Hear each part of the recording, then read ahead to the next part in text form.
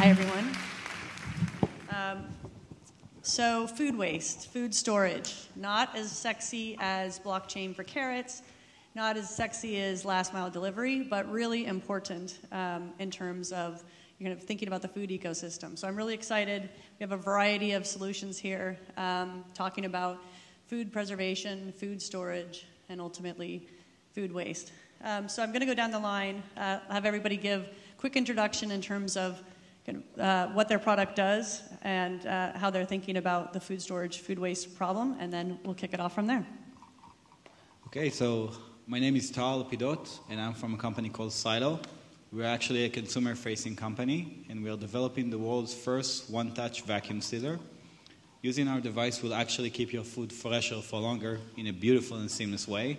And we're launching next week on Kickstarter our products for pre-orders, so come see us at our booth as well. Thank you. Hi, I'm Nate Cho. I work for Electolux. Electolux makes major appliances. I run our connectivity program in North America, but prior to this, I did the innovation for our cold products, so freezers and refrigerators. And they're big cold boxes. Gordon Foster, General Manager of Evertron America. We're a Japan-based company. We launched our first product in 2013.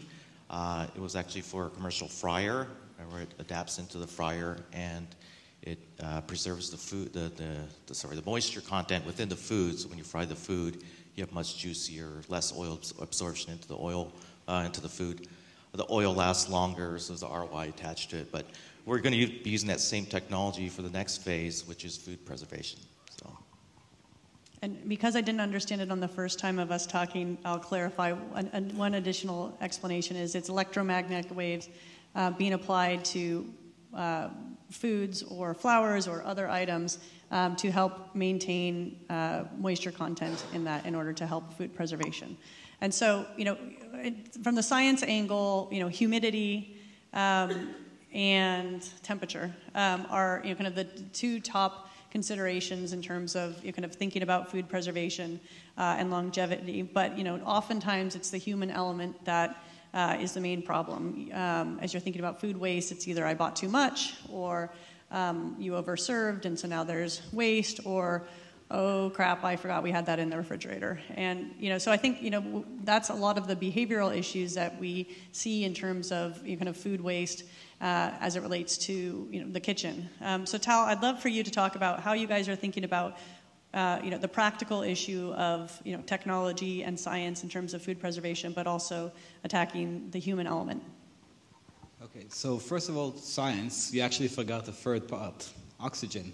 This is one of the key reasons our food goes bad. Oxidation, aerobic microorganisms, they cause a lot of damage to our food. And on industrial level, it is very, very well done, but on the consumer world, it's almost non-existing. So my company, Silo, basically, we have recreated vacuum storage in a simple and a seamless way. We have a new type of a small kitchen appliance that sits on your kitchen counter and a set of plastic containers that, when come in contact, simply and immediately create vacuum inside that will extend the shelf life of your food up to 5 times longer. And that's science gives some extended shelf life. And we actually came to a new problem. When the extended shelf life, we came across the issue that people have a problem remembering what they place. So in order to solve that, we actually made the device smart. So we have Alexa built into our product, and once you place the container and pick it up, immediately it asks you what you have inside. You say strawberries, and from that point on, the system will remind you how much you have, when it's going to go bad, and basically empower you to waste less. And the key is user experience. So we wanted to create something so simple, everybody can use. And so in terms of strawberries, strawberries generally have a general shelf life that you're expecting. Is that how you're looking at, are you asking were they picked yesterday? Did you come from the grocery store? How are you thinking about kind of shelf life of the existing products? Basically, we assume that the food was stored in peak freshness. Okay. And based on that, we can extrapolate the shelf life of the food. Got it. And if you will hear how it sounds, if I can. So this is one of our first prototypes. And every time you just want to eat a strawberry, release it. Right. They're going bad now, guys. And this one's actually from yesterday, and they look quite nice. Yeah. So, The countdown begins. yeah. So Nate, one of the interesting things that you brought up when we were talking about this is, to your point, it's a big cold box. There's kind of general, in terms of food preservation, there's pretty basic assumptions or expectations from consumers about what your refrigerator does. There's plenty of bells and whistles, but in terms of food preservation, there's kind of a pretty standard expectation. When their food goes bad, they don't blame the refrigerator. But on the flip side, if you're innovating to really extend food or shelf life within the refrigerator, you don't really get the credit either. So how do you, one, I'd love for you to talk about some of the innovations that you guys have been thinking about on food preservation, and how do you get credit for that? How do you think about kind of communication with your consumer and education? So in our units, we do have some different things. As mentioned before, it's temperature, humidity, environment. Environment meaning oxygen, or maybe getting rid of ethylene, which is one of the things that make produce ripen faster. So we've implemented stuff to help with that, such as changing our software algorithms to make the temperature control or the temperature fluctuations less, membranes in the crisper so that you can hold a higher humidity level in there, and then also sachets to absorb this ethylene in the crisper. The challenge that comes out is that, especially when you get families or multiple people using the unit, people don't put stuff back where it's expected, so in that zone. And usually refrigerators are just packed to the gills. And I mean, even in our research, we see, I would say, space used by weird things. We saw some lady who was storing like straws, aluminum foil in her refrigerator. Oh my God. So that uses up a lot of the space. But given that there's big compartments that you're trying to use for produce and they store a lot of different things, even though I think what we've implemented helps, it doesn't necessarily make it last that much longer. But the other side to that problem, I think, that we're trying to tackle or bring in is look at other accessories and partnerships we can offer to help address using your food in time. Obviously, making the produce or any food last longer gives you more opportunity to use it before it goes bad, but also to help remind you that you may have XYZ or chicken that you may need to cook. And so on that front, are you looking to, so are partnerships part of the strategy there in terms of leaning on other people who are cracking that nut, or are these also in-house innovations that you're looking for as well? We're doing both. Okay. So Gordon is not directing with this annoying consumer who can't can't remember to take things out of the fridge. In fact, they're focused on kind of more on the food system side in terms of opportunity. And your early days in the product, but how do you, in terms of cutting through the noise, you have a lot of kind of retailers, vendors, restaurants that kind of have millions of different solutions coming to them and telling them that they're going to make their operations better, that they're going to kind of improve their margins. How do you think about cutting through the noise in kind of communicating the value of a product? So similar to our first product that we introduced, we are targeting, well, first of all, it's not consumers, like you mentioned. Yeah. So we have to deal with the restaurant community mainly, and also distribution with this product. And there's a big need with, especially the like five-star hotels. Head chef, for example, of a five-star hotel, his job becomes trying to manage globally the quality control of all these hotels. And his big push is he wants to introduce the best food, though, or the freshest food. So similar to our Dr. Fry product, which is a fryer product, he embraced that from a technical standpoint, all the benefits it can bring. And it's really a robust product to make sure that quality control is also implemented and worldwide, basically. So similarly, with this product that's going to maintain, for example, the freshness of his fish, right now, for example, he's only able to have that same menu that he provides in Japan, maybe out to Singapore, for example. Otherwise, he tells the rest of his head chefs in different areas in Europe, for example, well, you have to concentrate on something else that's more local to your area. So with this technology, we're partnering with that hotel, and they're actually doing a trial as we speak to ship the product all the way to Europe, and we'll see. So that's our in, I think, to partner with the high end, because they first of all understand the product. They can support the cost of it, because it's initially going to be higher than maybe a few years later, and that's so it's a sort of template of what we used in the first product going into the second product. Got it. So if you heard me on a panel, any of the other panels, actually, I always like to kind of understand. I think we have, as a technology platforms, you have data overload in terms of the amounts of data points that you're capturing, but actually utilizing that data and turning it into actionable kind of business and product decisions is pretty tough. And this is kind of a conversation that every entrepreneur I have is always kind of struggling with the balance of kind of turning the data and insights into actionable strategies. So Tal, you're in the beginning, you're about to launch your product, but the first time I talked to you was kind of a year and a half ago in the beginning of your product. And so in terms of kind of utilizing the technology insights that you've gotten over the last year and a half, I'd love to hear you talk about your process of kind of fine-tuning the product and kind of what data points you looked at to understand where you thought the product market fit was versus what you ended up with today. So basically, we actually ran a usability test last month. We just got the results, and we did a live monitoring of all the event. So every time a person of one of our testers interacted with the device, we got a feedback. We knew what was tagged, we knew the shelf life, we knew the weight, we knew everything. And it's actually a funny story. We have a map of all the food people stored, and someone stored goldfish. And my team was, who will store goldfish in vacuum? It was like scared. And most of them are non-Americans, and someone came and said, oh, goldfish crackers. So for example, this is something that make us more relaxed after that.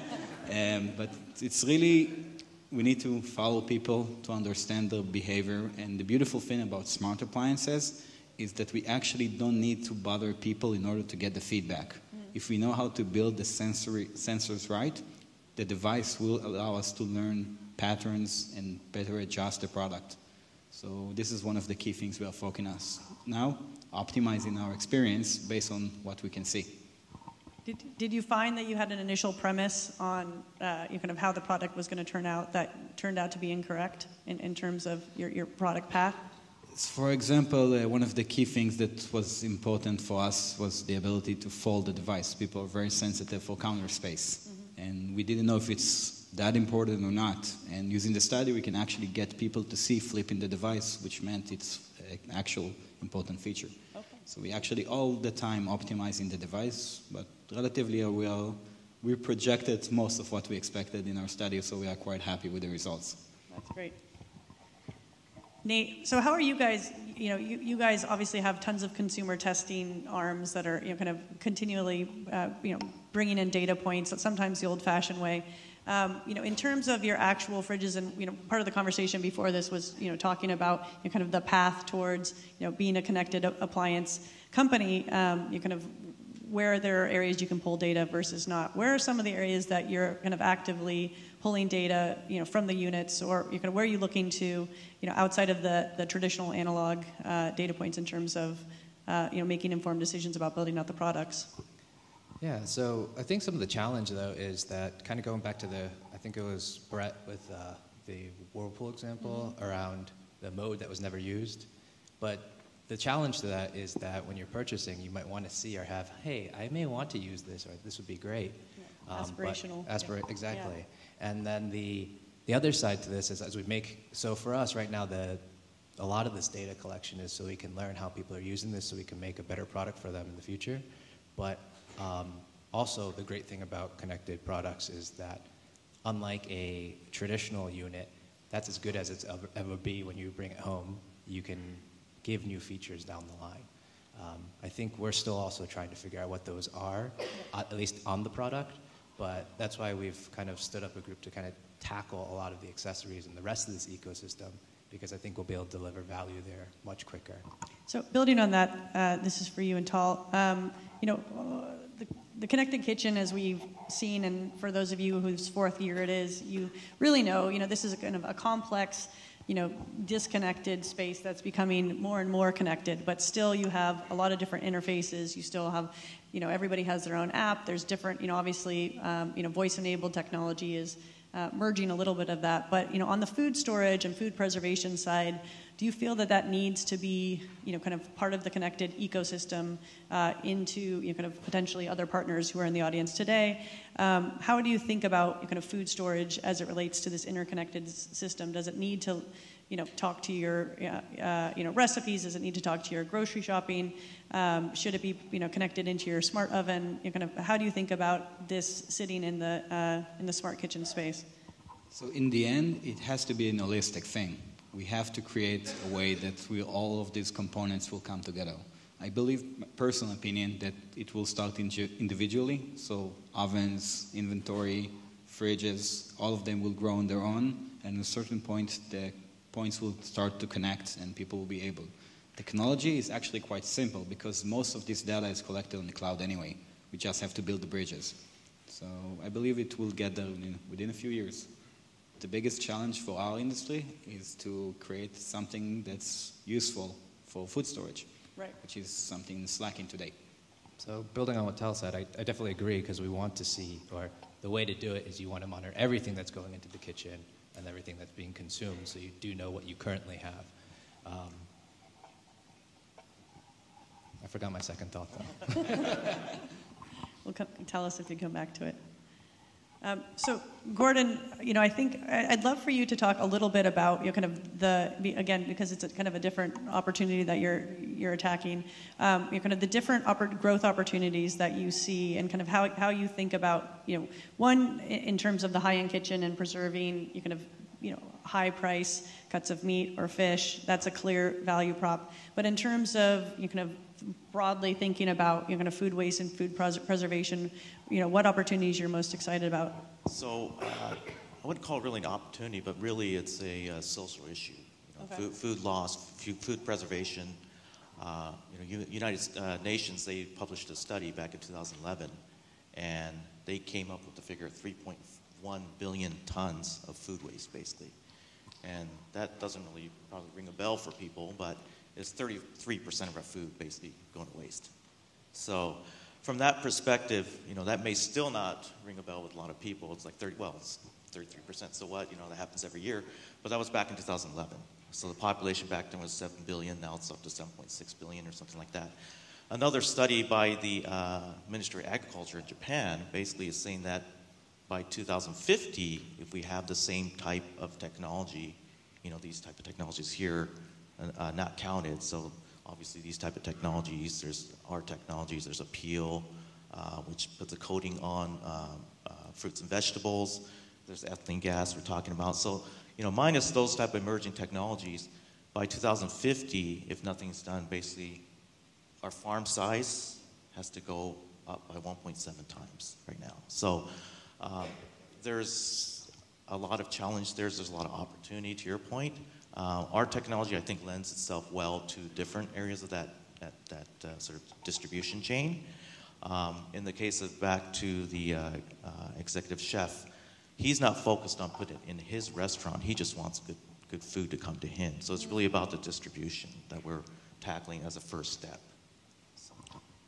So, speaking of the challenges of distribution, do you want to talk about some of the challenges you guys have encountered? Because I think it's helpful for the entrepreneurs in the audience to, to hear about challenges that Sure. Kind of other entrepreneurs are facing. Because you think, we're going to do this. This is the solution, and then you're like, this is the red tape we have to deal with. Yeah. So one of our early studies, actually ours in Japan, a Japanese-based Evertron, obviously. First thing they looked at, again, Japan, fish. Again, obviously the first step for a lot of this, but tsukiji, everybody probably is familiar, eats sushi. Tsukiji is basically the fish mart in Japan, and a lot of fish from there gets iced and it's sent right away on an airplane. And so we were trying to test our unit out, same type of thing, send it over an airplane, a restaurant in San Francisco, basically. And we wanted to do a back-to-back, what they're currently doing and with our unit. And so we developed this smaller version of a unit that runs on batteries instead of AC. wanted to put it into the compartment and so on and so forth, ran into so much red tape. So what do we do there?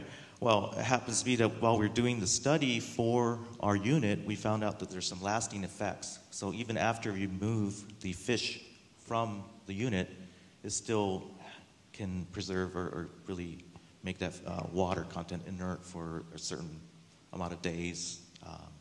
It tapers off, obviously. So we actually shipped it, we treated it, and then shipped it without we couldn't. Right. And the chef at the other end looked at the two fish back to back, and he did see some significant differences. So it's sort of a stumbling block, but then it turned out to be actually, an opportunity for us to find another direction. To understand that didn't need to be constant, that there still is positive effect on the front end. Yeah. And you guys are also looking at, so front end treating, but then also subunits within refrigerators to yes. to continue it on the other side of the journey. Yeah, so going through that freezing phase is another phase, I think, versus refrigeration. So what had to be frozen before, maybe we can just get away with refrigeration in our technology, for example. So we're trying to shift, that curve up. And then some things that are refrigerated, maybe you don't need the refrigeration altogether. So again, this is all long-term goals and so on and so forth. But the cold chain itself, in terms of electricity use and environmental effect, it has a pretty big impact. Yes. All right, so we have a couple minutes left. I have one more question. I don't know if you guys were here earlier, but they tricked me on the Slido, so I don't know. I'm afraid to ask for the Slido, but if you guys have any questions, it may be in the Slido, it may not. I might have to call on you for raising your hand, and if you don't have questions, then I'm going to keep plowing along. Slido? Okay, they're doing it to me again. Oh, there we go. Is this it? No. Okay, I don't think so, guys. One second. Okay, so straight up with the 33% food waste statistic,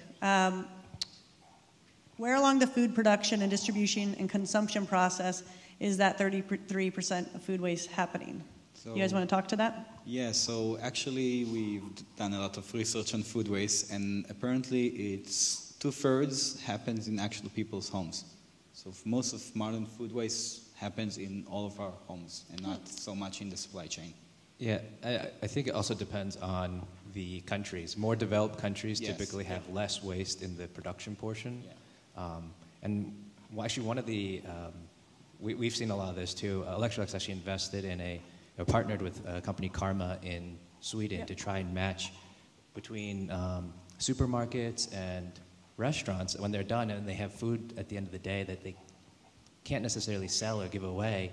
The idea, or they can't give away, but they can't bring it to the next day. The idea was to pair that supply of food with demand from other people who want to pick up a meal on their way home and offer a lower cost meal so that most of that food doesn't go to waste. Yeah, I think that's compelling in terms of thinking about partnerships and outside of the home kitchen, how you're thinking about partnerships, and you have this is your sustainability lens through your company. Yeah. All right, I like this question as well. So, what does the future look like for non-perishable food item storage? What do you guys? When we say future, I'm going to say 5 years. Any thoughts? I'll keep them in vacuum, but that's just me. Any vision? Predict the future, huh? All right. I don't know about this one, but I have a quick question. I'm going to skip this one for a second. But just in terms of where you guys have spent a lot of time looking at kind of food waste and kind of food preservation, is there another area besides what you're specifically tackling that you think is a big opportunity that or a gap that you see, that entrepreneurs in the audience should be thinking about, or something, another piece of the chain that you're really excited about in terms of potential solutions? So actually, we did a lot of research about how best to approach the market on the idea of wasting less. And most of the time it's focused on monetary effect. You will lose X amount of money if you waste that much food. And we found out that's actually not very effective. A much more right approach is to talk about the guilt that we all have. And we all have it when we take out something from the fridge and we look at it and we put it in the trash and we feel guilty for doing that because we live in such a world that some people have and some people don't, and we all feel that. And it's a much better approach to come to people and convince them to behave better.